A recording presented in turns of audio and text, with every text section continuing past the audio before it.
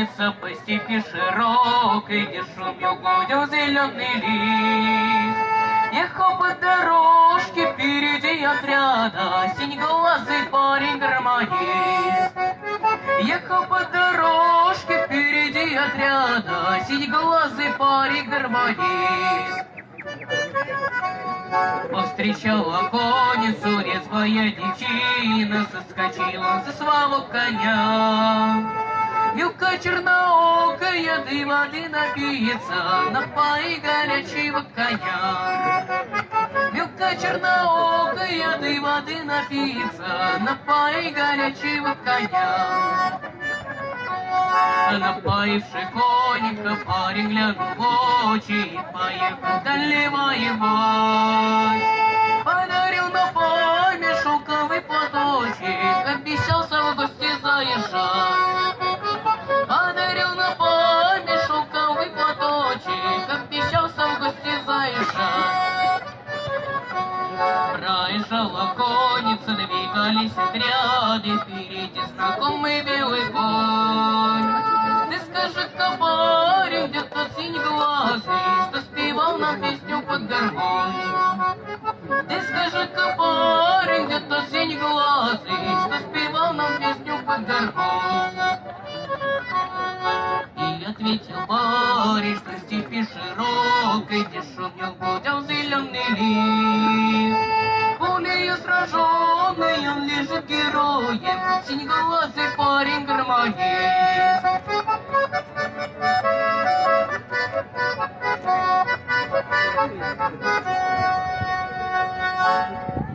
Проезжала конница, двигались отряды, и в лицо им дула ветерком.